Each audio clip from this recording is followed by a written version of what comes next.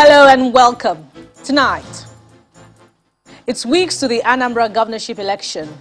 INEC raises fresh security concerns as House of Representatives seeks deployment of adequate security personnel to the state. Southeast governors meet in Enugu, condemn IPOB's sit-at-home, also agree to launch security outfit for the region. EFCC says it has made recoveries to the tune of 150 billion naira from pension fraud, set to prosecute those behind the embezzled funds. And a sad day in Burkina Faso as suspected jihadists kill 14 soldiers in counterattack. Plus, international news from our London studio. On business news tonight, global airline industry projected to lose $201 billion in 2 years due to strong economic impact of COVID-19 pandemic. And on sports news tonight, it's a full house in the camp of the Super Eagles as head coach Geno Rohr says team is battle ready for Thursday's 2022 FIFA World Cup qualifier against Central African Republic at the Teslim Balogun Stadium. And from Abuja, President Muhammadu Buhari submits the revised 2022 to 2024 medium-term expenditure framework. May present Budget 2022 to the joint sitting of the National Assembly on Thursday. And we begin at the National Assembly, where the House of Representatives is asking the National Security Advisor and other security agencies to deploy all necessary machinery to Anambra State to contain the ongoing violence. This follows a motion of urgent public importance raised by Representative Chris Azubogu, who said he was attacked last week in the state. Meanwhile, another member of the House, Ben Ibakwa, is asking the President to name the lawmaker whom he said is sponsoring separatist movements in the south. Our correspondent, Terry Ikumi, reports. Lawmakers in the House of Representatives respond to the violence in Anambra State. The matter is raised by Representative Chris Azubogu, days after he was attacked by gunmen in the state and his driver shot dead. The House wants urgent action taken to curb the spate of killings in the state. The offices of Department of State Security and that of Federal Safety in Nnewi were also burned down, attacked on Sunday the 3rd of October. People were also killed. The House is concerned that unless urgent and drastic measures are taken to halt the tide and combat those elements terrorizing the state, the events in Anambra State could snowball into a major crisis that could affect the entire Southeast and the nation. The House resolves to urge the National Security Advisor and other security agencies to deploy all necessary machineries to Anambra State. And following President Muhammadu Buhari's Independence Day address, where he clearly stated that separatists were being funded by a serving member of the National Assembly, Representative Ben Ibakwa wants the president to mention a name. Mr. Speaker, it will amaze you what I face in the hands of Ghanaian officials. I got there, they kept me for about 4 hours that they're trying to confirm something. I stayed at the airport for 4 hours, missed the wedding that I went there for. And at the end of the day, one of them walked up to me and said, "Sir, we are sorry, because there's an announcement in Nigeria that a member of parliament is sponsoring terrorism. We are put on red alert to ensure that no member of parliament from Nigeria come here to hide or to cause trouble." In the meantime, a bill to regulate and capture the biodata of food vendors in Nigeria has scaled second reading in the House of Representatives. Sponsor of the bill, Abubakar Yunusa, says it will make for easy traceability of food poisoning, mishandling cases, and will help the country in the area of food security. Terry Ikumi, Channels Television News. And still on security matters, amid the continued attacks on public facilities in parts of the southeast ahead of the November governorship election in Anambra State, the Independent National Electoral Commission is raising fresh concerns over the security of the exercise. The INEC chairman, Professor Mahmoud Yakub, says recent reports from the state show that the goal of those behind the attacks is to ensure that the election does not hold. He was speaking at an emergency meeting of INEC Interagency Consultative Committee on Election Security in Abuja. From the reports we have received, the stated goal of many of the attackers is that the governorship election scheduled for the 6th of November 2021 must not hold. This is worrisome for the Commission. We are deeply concerned that specific electoral facilities and materials could once more become targets of attack.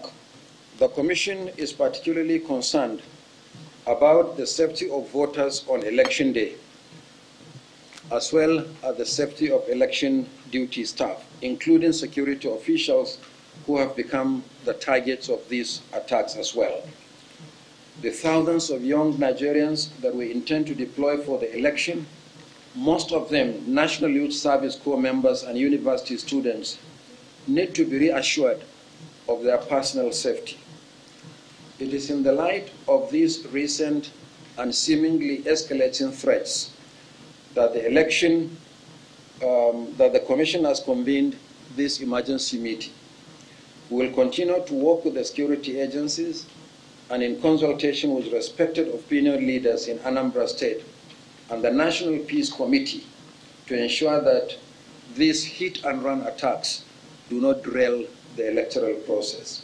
We are confident that at the end of this meeting, we will bring up specific measures necessary to further guarantee the safety of all persons involved in the election, from voters, election officials, observers, media organizations, and the security of election materials.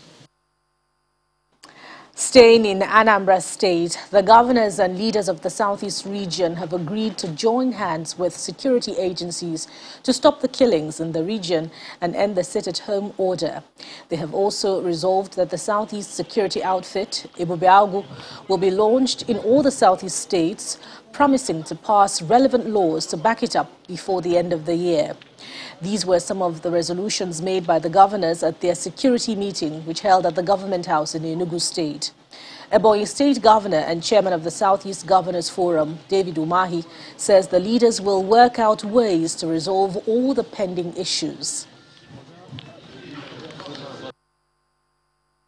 The meeting condemned the sit-at-home orders, which are mostly issued by our people in diaspora who do not feel the pains. In view of the information, the meeting resolved that governors and all the people of the Southeast do everything within the law to ensure that there is no further sit-at-home in the Southeast and that people are allowed to freely move about in the zone.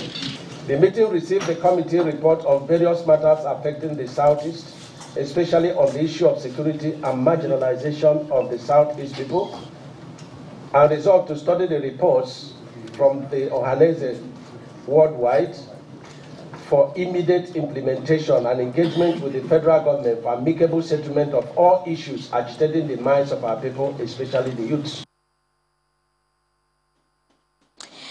And the government is definitely not letting up in ensuring security in Anambra State, as the Inspector General of Police, Usman Al-Kalibaba, has ordered the immediate posting of a new Commissioner of Police to the state.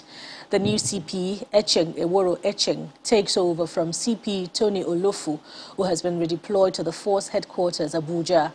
According to a statement by the Force Public Relations Officer, Frank Mba, the IGP also ordered the deployment of a detachment of the police special forces to the state to complement the ongoing peace-building efforts of the Nigeria Police Operation Restore Peace there.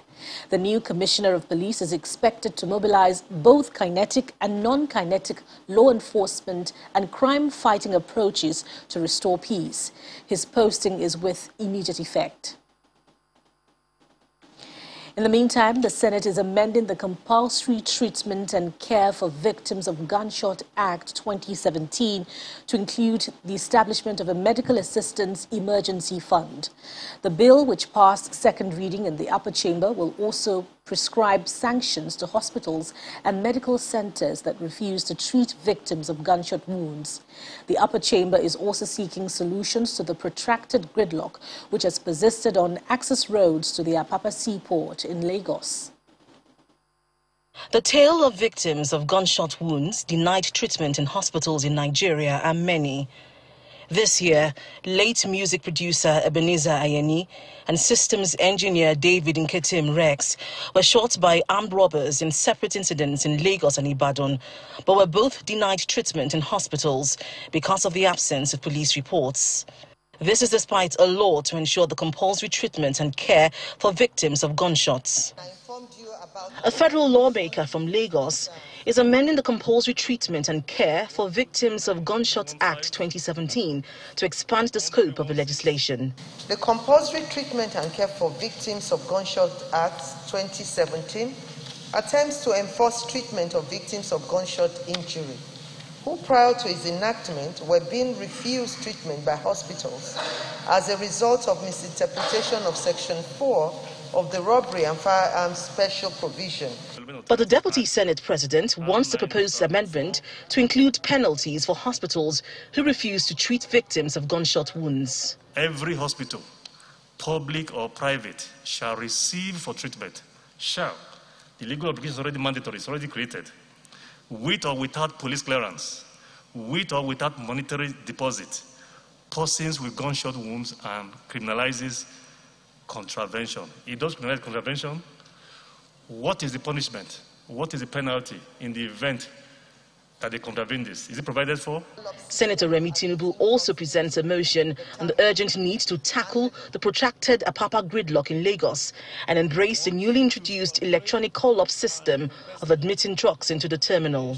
The Senate notes with great displeasure the gridlock which has persisted on access roads to Apapa Seaport in Lagos and has for many years been a source of heartache for individuals and businesses plying the route. After the debate, the Senate is recommending that private terminal operators explore water transport as an option in the movement of containers. The upper chamber is also asking the federal government to collaborate with the Lagos state government and critical stakeholders to evacuate all petrol tankers, heavy-duty vehicles and tank farms along the Apapa Port's access road. The Economic and Financial Crimes Commission, EFCC, has recovered over 150 billion naira from fraudulent transactions related to pensions. This is according to the chairman of the Anti-Graft Commission, Mr. Abdurrashid Bawa, who made the declaration at a meeting on the eradication of pension fraud in Nigeria. The need to protect the benefits of retirees resonates at this meeting organized by the Economic and Financial Crimes Commission, EFCC. Nigeria has had its fair share of pension fraud. This is besides the call by many to reform the Pension Act to allow for prompt benefit for retirees. We have investigated, documented hundreds of billions of naira lost to fraud in pension industry. However, beyond the money is also the unquantifiable loss of dignity in the retiree who has to grovel and beg and even die in some instances. An analysis by the Economic and Financial Crimes Commission shows that pension fraud in the country comes in the form of forgery, fraudulent investment, impersonation and abuse of office. The Secretary to the Government of the Federation and the President of the Nigeria Labour Congress frown at the alarming rate of fraud in pension funds in spite of efforts by government to address the menace. Notable provision of the 2014 Pension Reform Act includes sections 92 and 93, which empower the National Pension Commission, PENCOM, to authorize the investigation or examination, inspection, or investigation of an employer related to pension funds or assets. The exercise set out to achieve, amongst others, the recovery of all unremitted pension contributions of employees with penalty, so as to ensure that affected employees do not lose any income. As we speak today, only 10 states are into the contributed pension scheme and are well funded. And therefore it gives room to corruption, because whether we like it or not, the contributed pension scheme actually have reduced the quantum of corruption in the system. Outside the hall, the EFCC chairman speaks on how the commission has recovered over 150 billion naira from pension fraud. We're able to compute the amount involved, which amounted to over 150 billion. It's a huge problem, that we have seen, and that is why we call for this workshop to enable us to engage with relevant stakeholders and come up with, recommendations that will charter, the way forward, for us in this industry. The overall objective of the meeting is to curb the corrupt tendencies of Nigerians involved in pension fraud. Many are, however, hopeful that deliberations reached here will translate into convictions and prosecution of persons involved in shortchanging pensioners. In part two, after the break, the federal government clarifies UK position on vaccine certification. That's in a moment. Stay with us.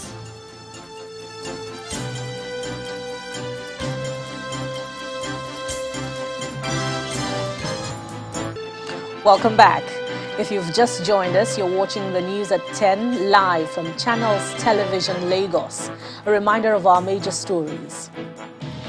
Ahead of Anambra governorship election, INEC raises fresh security concerns. Southeast governors meet in Enugu, condemn IPOB's sit at home, also agree to launch security outfit for the region.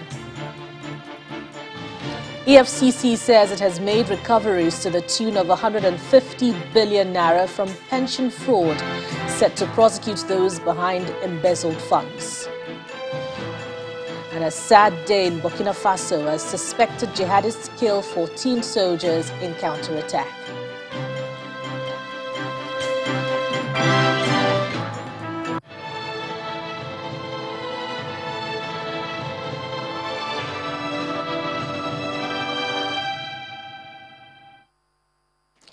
Nigerians traveling to the United Kingdom will continue to isolate for 7 days upon arrival as the UK reviews lists of vaccination certification programs of 50 countries.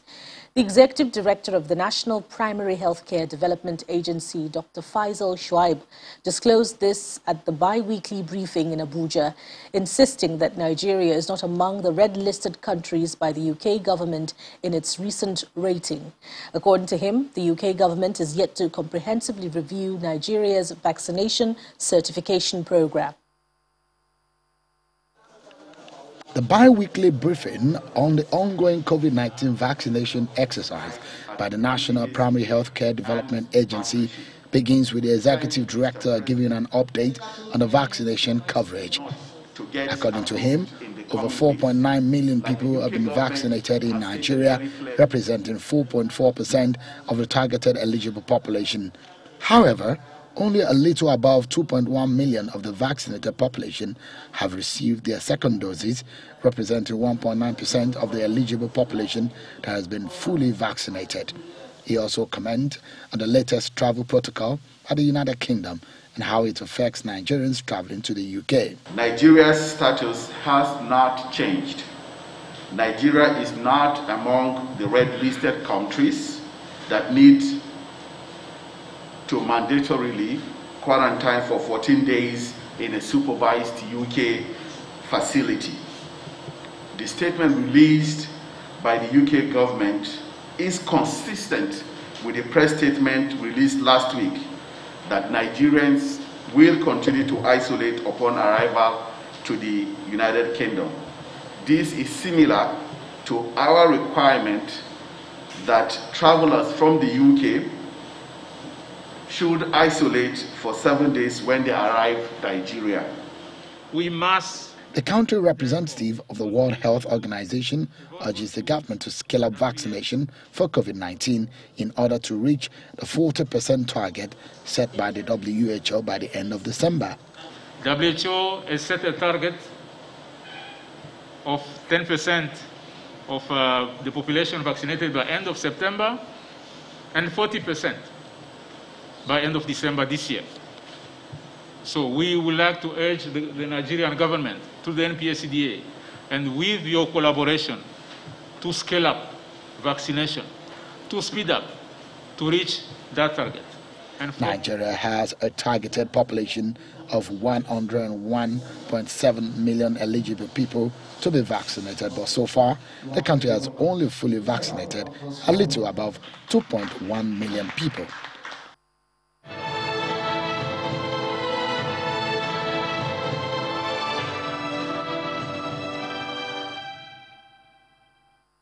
Nigeria has promised to extend a helping hand to South Sudan towards its economic and political stability. The president made this pledge during a bilateral meeting with his South Sudan counterpart, President Salva Kiir, in Addis Ababa. Meanwhile, President Buhari has returned to Abuja from Ethiopia, where he attended the inauguration of the country's prime minister. Our State House correspondent, Gloria Umezioke, reports. On the third day of an official visit to Ethiopia to witness the inauguration ceremony of Prime Minister Abiy Ahmed, President Buhari engages in another bilateral meeting with President Salva Kiir of South Sudan. In further pursuit of peace within the African region, particularly in troubled South Sudan, President Buhari offers his counterpart Nigeria's unrelenting support towards long-term political stability in the country. On the situation in Guinea and Mali, the two leaders agreed to an advanced cooperation by developing countries to improve investments in education and economy. First of all, he thanked Mr. President for the support that Nigeria has always provided to South Sudan and the people of South Sudan. It's something that started not just now, but for many, many years. And he went back a memory lane and highlighted all the support that Nigeria has provided to South Sudan. He gave a situation report of not just what's happening in South Sudan, but also in Sudan itself, and even the role that he is playing as a mediator now in Sudan. And together they agreed that there was a need to work together to address the security challenges in West Africa and in East and Central Africa. After a brief ceremony at the Bole International Airport in Addis Ababa, the capital of Ethiopia, the president returns. He was received by top government officials upon arrival to Abuja. Much of what the president has focused on during his trip to Ethiopia is a full return to democracy in Africa, a feat he believes will, among other things, put an end to the disaggregations and conflict within the region. Gloria Umezioke, Channels Television News. And for more on the news at 10, let's join Gloria, who's standing by in our Abuja studio. Gloria now takes it from here. Hello, Bukola. Good to see you. Well, we'll begin with a report indicating that the president has submitted the revised 2022 to 2024 medium-term expenditure framework, MTEF, and the fiscal strategy paper to the National Assembly. President Muhammadu Buhari wants lawmakers to approve these planning documents, which will form the basis and assumptions in the 2022 budget. He states that the revision reflects the new fiscal terms in the Petroleum Industry Act and 2022 budget. The latter was read in the House of Assembly by the Speaker, Honorable Femi Gbajabiamila. Honorable. On fiscal deficit, Mr. President says the aggregate deficit, inclusive of GOEs and project-tied loans, is projected to increase by 692 billion, or to 3.42% of GDP from 3.05% of GDP. I herewith forward the revised 2022 to 2024 MTEF as the 2022 budget of the federal government will be prepared based on the parameters and fiscal assumptions of the approved revised 2022 to 2024 MTFF. I seek the cooperation of the National Assembly for expeditious legislative action on the submission. Please accept, Right Honorable Speaker, the assurance of my highest consideration. The amendments are attached. Honorable colleagues, there's a possibility, a strong possibility, it's not definite yet, but there's a strong possibility that the budget will be presented on Thursday by Mr. President. As we all know, budget is always predicated on the MTEF, and now that there is an amendment to the MTEF, the reasons have been stated therein. We'll pass this to the Committee on Finance to thoroughly scrutinize the amendment, but with dispatch. When the news at 10 returns, uncertainty grips the global aviation industry as experts project massive loss of more than $200 billion in 2 years as a result of COVID-19 pandemic. That's some business news. Do join us again. Welcome back. You're still watching the news at 10, coming to you live on Channels Television. The federal government is proposing stipends of 75,000 naira per semester for undergraduates studying education courses in public institutions and 50,000 naira for those undertaking the National Certificate in Education (NCE). The Minister of Education, Adamu, stated this at the celebration of this year's World Teachers' Day in Abuja. Meanwhile, the Nigerian Union of Teachers has warned that primary and secondary school teachers in states yet to implement the new national minimum wage may soon be forced to withdraw their services. Our correspondent, Emperor Simon, reports.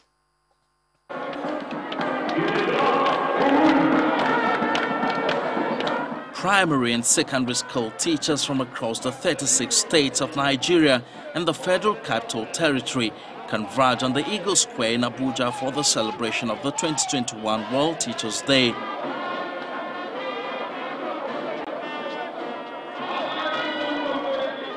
Despite the ravaging effects of the COVID-19 pandemic, these teachers have ensured that the education sector in the country does not suffer much setback, a gesture which forms the crux of the celebration.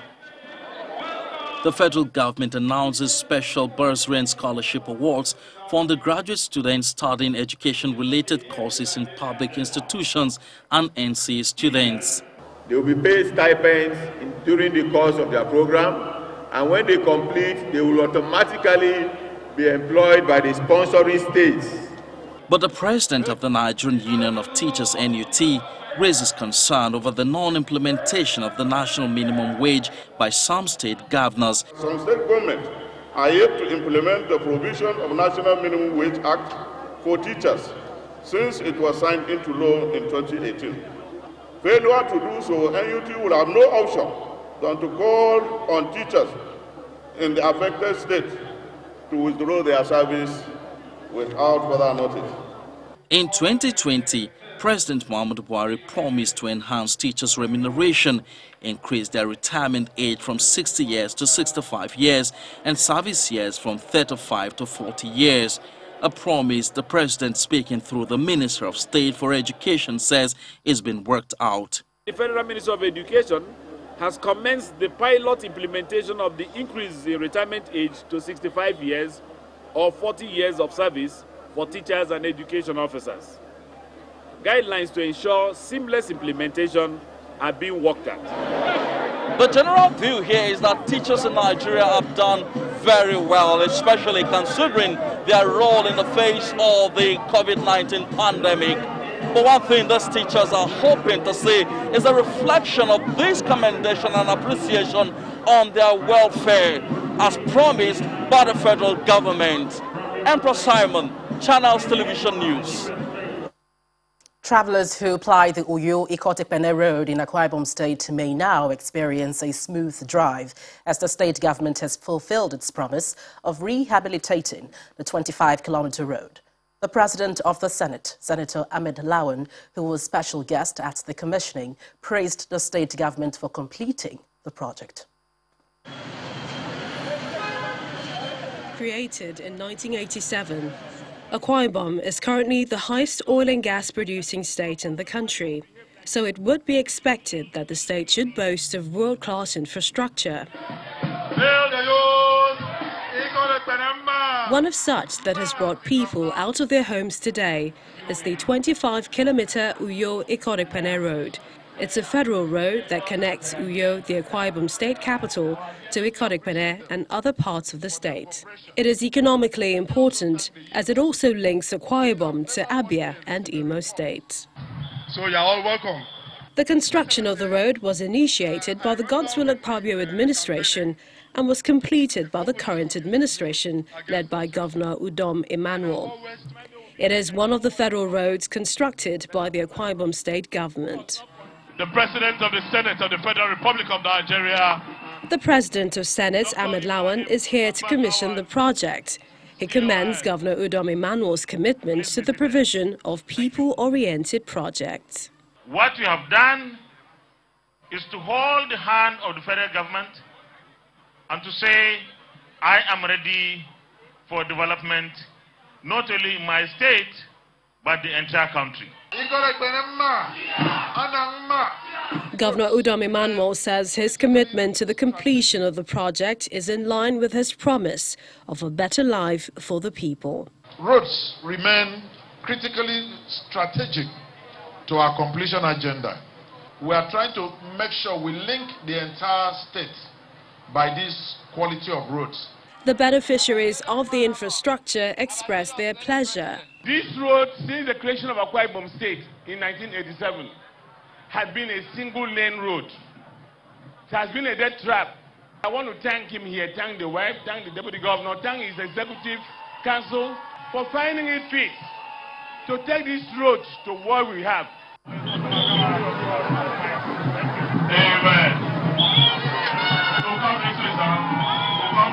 Projects like this are testaments that the dividends of democracy can be channeled to those whom it is meant for. Now to some company news. Coca Cola Company, through its philanthropic arm, the Coca Cola Foundation, has partnered with Caris and Elios Hand of Hope Foundation to help provide 5,000 women with relevant vocational skills and business training at an event in Lagos to announce the kickoff of the Catalyst for Change 2.0 program. The Director, Public Affairs, Communications and Sustainability, Coca Cola Nigeria, said the funding provided by the company lends credence to its goal of creating a sustainable society. Empowering women and reducing poverty, especially at a time that the country is still contending with the severe effects of the COVID-19 pandemic, is key. And this is why organizers of the program, Catalyst for Change 2.0, are moving into 6 communities across Lagos with this agenda. The Coca Cola Foundation is a proud sponsor and a proud funder of Catalyst for Change 1.0 and 2.0, respectively. And after this community visits, community training, 1,000, which is 200 from each community, will be benefiting from the startup kits. To empower the 5,000 women who acquire business and life skills, the Coca Cola Foundation is a worthy partner in progress. This year actually marks its 70 years of operations in Nigeria. So as you can see, we have grown with Nigeria as well. This 2.0 project is particularly very warm and dear to our hearts because we are launching it in the immediate host community, not far from here, our plant location, that actually one of the biggest plants we have in the West African region. For this community leader, the execution of this program will enable the women become catalysts in their communities. You see, this program, when it was brought, I just feel well. I just give a try, but at the end of the day, you see that it's a very, very lovely program. And all the women and also their husband in my community, they are much happy and they really appreciate Bukola and his group and Coca Cola Foundation. We always pray for them that more grace will be able. Caris and Elios Hand of Hope Foundation is a non-profit established in 2017 with a vision to empower women and girls across the rural demographic. The support of the Coca Cola Foundation will help to achieve the shared objective of growing a pipeline of female talent, ultimately creating a sustainable society. For more on the news at 10. Gloria. More company news. The managing director and CEO of Jagal and Nijedok, Maha Jamakani, says the legacy of his father, Anwar Jamakani, in promoting local content in the oil and gas industry will not be tarnished. Mr. Maha Jamakani also says millions of dollars have been invested in businesses across the nation, and he will ensure that his father's name lives on. He said this at a memorial in honor of his father in Lagos. The solemn atmosphere in this hall is all for Anwar Jamakani, the founder and former executive chairman of Jagal Conglomerate, owners of Nijedok, Hello Products and Jagal Foundation, among other businesses. This is why dignitaries at home and abroad are here to pay their tribute to the serial investor. For 58 years, Anwar Jamakani businesses in Nigeria have touched many lives positively, and his sons say his unblemished reputation and legacy will live on forever. We landed major contracts in all landmark oil and gas projects. Medji, Ocon, Escravos, Agbami for Chevron, Ofon and Egina for Total, ERA and SFDP for ExxonMobil. The company grew 5,000% in less than 10 years. The chairman of Nigerian Ports Authority has words of commendation for the business guru and his products in Nigeria. I remember the Tetmoso soap that we used to use in the secondary school in those days. His company used to make them. So many things in the areas of manufacturing that he did was incredible. They were out there for people to see. The visionary man from Syria also played a role in the education sector with the provision of Lagos Data Center campus by one of his companies, Rack Center. Something the former Vice-Chancellor of Lagos State University can attest to. For instance, while I was the Vice-Chancellor of the Lagos State University, Mr. Jamakani, through the Jagal Foundation, created a number of endowments and also gave scholarships to students of that great institution. He's a man that I can effectively say that he had a passion for Nigeria. For the family, millions of dollars have been invested across their businesses, and more will be done in this regard. He invested in thousands of people. He invested millions across all his businesses. He was committed long-term to Nigeria and to Jagal and to its people. Anwar Jamakani was a man of many parts who was passionate about human development and Nigeria's economic transformation. And up next on the news at 10 is Business News with Anne Nwawudu.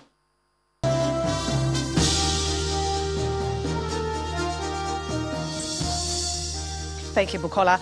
Welcome to Business News. $201 billion, that's the net loss the global aviation industry will incur between 2020 and 2022 due to strong economic headwinds caused by COVID.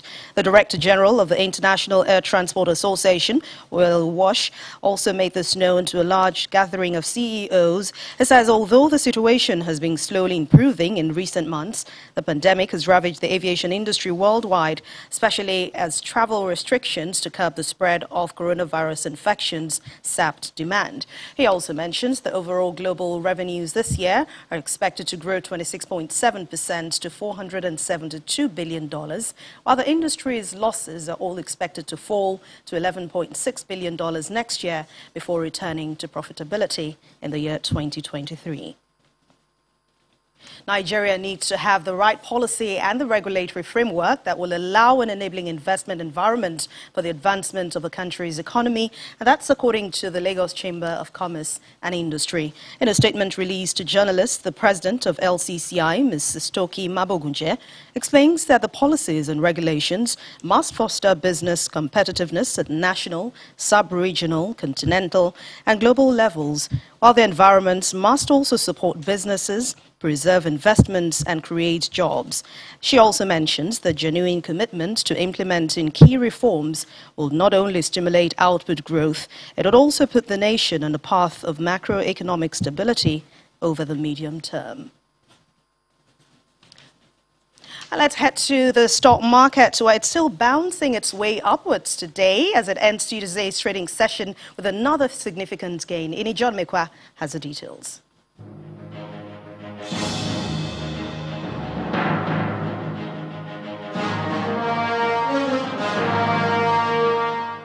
Thank you so much, Anne, and welcome to the Stock Market Report. Well, what a green day today is, with the market cap crossing 21 trillion naira. The all share index getting very close to 41,000. Now, the market value gaining about 247 billion naira. The bellow of the bull is louder today than it's been in a very long time.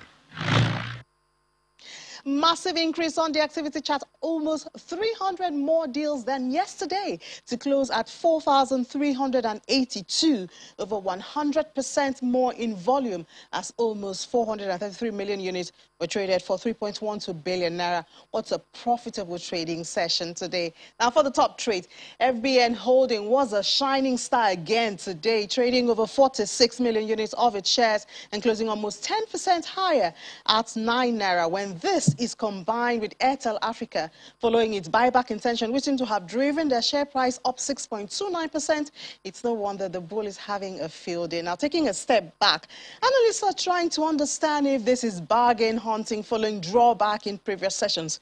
While this is a possibility, investors still have their smiles from last week and they look forward to more gains tomorrow. That's the stock market report. I'm Ini John Mekwa. And that's business news. Thank you for watching. I'm Anne Nwawadu. Back to you, Bukola. Thank you, Anne. An attack in the Burkina Faso town of Yirgo has left 14 government soldiers dead. 7 soldiers were also wounded. Meanwhile, the Defense Ministry says a counterattack was launched that killed several insurgents. It comes 3 months after 15 police officers were ambushed and killed in Yirgo. Simon Pusey has more international news in Around the World in 5. Good evening and welcome to the Channel Studios here in London with your international news around the world in 5. Some 216,000 children have been sexually abused by members of the French Catholic clergy since 1950. That's according to an independent inquiry. Jean-Marc Suave, the head of the commission that compiled the report, warned that the number could rise to 330,000 when abuse by lay members of the church was included. He described the figures as overwhelming. The French church expressed what they called shame and horror over the findings and asked for forgiveness. The release of the report marks the latest sexual abuse scandal to rock the Roman Catholic Church. Facebook founder Mark Zuckerberg has apologized for last night's outage of services that included WhatsApp and Instagram. Social media services Facebook, WhatsApp and Instagram are now all back up and running after an outage that lasted almost 6 hours, affecting more than 3.5 billion users worldwide. Facebook blamed an internal technical issue, which not only affected Facebook's services, but also reportedly employees' work passes and other email accounts. At one point, Mr. Zuckerberg himself was thought to have lost an estimated $6 billion from his personal fortune as Facebook's shares plummeted. The world's coral reefs are under attack by climate change and more will disappear if oceans keep warming. That's according to a new report. The study by the Global Coral Reef Monitoring Network, a UN-supported global data network, showed that 14% of the world's coral on reefs was already lost between 2009 and 2018, an area 2.5 times the size of the Grand Canyon National Park. The report spanned data for 40 years, 73 countries and 12,000 sites. British military personnel have been seen driving fuel supplies from depots in southern England after the government ordered the army to assist in tackling an acute shortage of truck drivers. Several people wearing military fatigues could be seen driving trucks and inside fuel depots in Hemel Hempstead and Purfleet on the outskirts of London. Britain's supply chains for everything from pork, petrol and poultry to medicines and milk have been strained to breaking point by shortages of labour in the wake of Brexit and the COVID crisis. Russia has reported 895 new COVID-19 deaths, the most recorded in a single day since the pandemic began, as well as 25,000 new coronavirus cases in the last 24 hours. The Kremlin implored people to get vaccinated against COVID-19, calling it the only way to stop the virus's spread. Authorities are considering reintroducing health restrictions as well. Meanwhile, a Russian movie director and actress have blasted off for the International Space Station to shoot the first movie in space.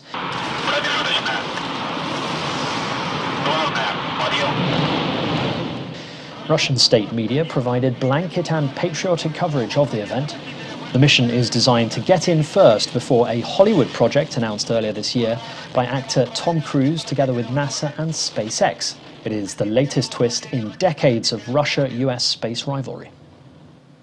Rescuers in China's Shanxi province have rescued people and vehicles after heavy rainfall caused serious urban flooding. Residents were stranded in the cities of Taiyuan and Suzhou in Shanxi province due to continuous rainfall. The Shanxi Meteorological Observatory continued to issue a blue rainstorm warning today and warned people to move to higher ground. 3 scientists have been awarded the 2021 Nobel Prize in Physics for their work on understanding complex systems such as the Earth's climate. For groundbreaking contributions to our understanding of complex physical systems. Sayukuro Manabe, Klaus Hasselmann and Giorgio Parisi were announced as the winners at an event in Stockholm. Research by Manabe and Hasselmann led to computer models of the Earth's climate that could predict the impact of global warming. They will all share the prize money of £750,000. And finally, a video of a plane in India has gone viral after it got stuck under a bridge. The plane, which had reportedly been decommissioned, was videoed under a bridge in the capital Delhi. It shows traffic passing by the plane normally, whose wings appear to have been removed, while the plane appears to be lodged between the ground and the bridge. And that's your international news around the world in 5. Now back to the Channel Studios in Lagos. Welcome to Sports News. 3-time African champions, the Super Eagles of Nigeria, had a feel of the Teslim Balogun Stadium earlier this evening in their first training session 48 hours before the FIFA World Cup African qualifying match day 3 encounter against the Central African Republic. Only Netherlands-based goalkeeper Maduka Okoye from the 23 invited players was missing in the day's training session, and coach Kenneth Ross says the team is battle ready for the clash. Meanwhile, Falconets coach Christopher Danjuma feels no pressure at all as they host their counterparts from the Central African Republic in the return leg of the FIFA Under-20 Women's World Cup qualifier at the Mobalaji Johnson Arena on Wednesday evening. The Falconets enjoy a 7-0 advantage from the first leg, but Danjuma insists his girls will not be complacent when they face the Central African nation. And Italy's head coach Roberto Mancini wants his team to keep their world record unbeaten streak going until after next year's World Cup as he prepares his team for their Nations League semi-final with Spain. Wednesday's match at the San Siro will be the sternest test of Italy's 37-match run without defeat since they won Euro 2020 in the summer. And that'll be all on Sports News. It's back to Bookie for the rest of the news at 10.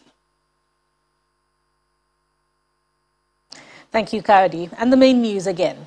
It's about a month to the Anambra governorship election, and the chairman of the Independent National Electoral Commission, Professor Mahmood Yakub, today raised concerns over the mounting security challenges in the state, which he fears may create difficulty in the conduct of the forthcoming election in the state.